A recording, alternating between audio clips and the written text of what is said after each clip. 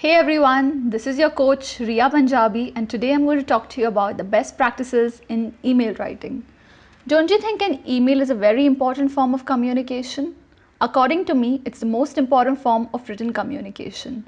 An email is not just a valid proof, but along with that, it stays with you for extremely long and can help you make decisions because you can go back to it as and when you require and then take your decisions. Now we are going to talk about the best practices in an email. What do you think is the most important in an email? The subject line? The subject line can decide the open rate of your email. Hence, let's start with the subject line. Ideally, a subject line should be under 50 characters. If I still have to narrow the range, it would be around 25 to 35 characters. The subject line should fit in your mobile screen. It should not be halfway. Hence, as much as possible, keep your subject line concise. Subject line should tell you what the email is all about, full stop. Next, we are going to talk about what can I write in my subject lines? What makes people open emails, right? It's a subject line that makes people open emails. Hence, as much as possible, your subject line should have a call to action or it should create a sense of urgency. For example, 5 hours only, flat 50% off. Now these create a sense of urgency, and typically your customers will tend to open emails when there's a sense of urgency. You could also have a call to action like need help, call, we are here, call and give your phone number. So that works brilliantly in a subject line. Next we are going to talk about the email body. How should the email body be like? So talking about salutation, we begin an email body with salutations. Now, if we have to give degrees of formality, dear is the most formal, followed by hello, and the least formal is hey or hi.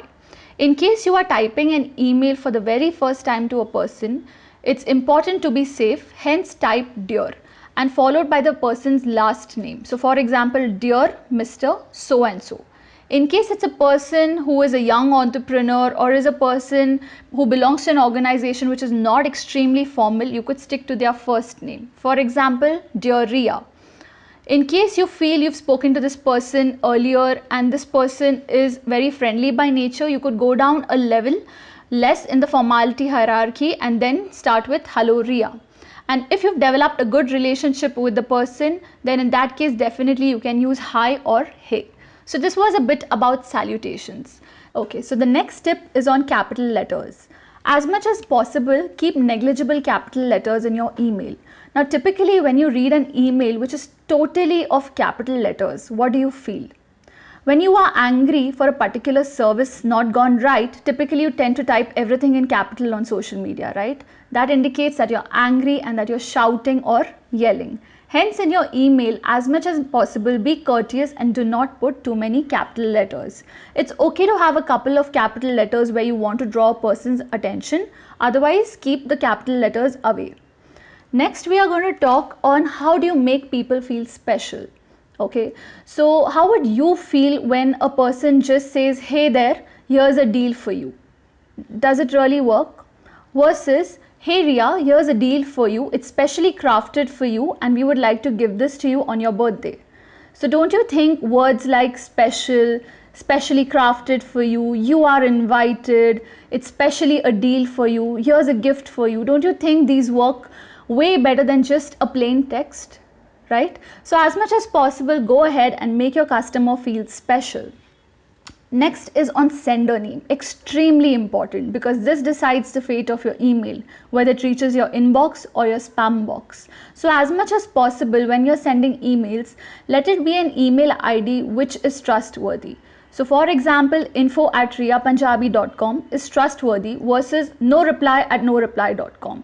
Many a times you'll see a lot of spamsters sending you emails from noreply@abc.com or noreply@noreply.com. Hence, it's very important to own your domain name, and not just a domain name, also a very important username.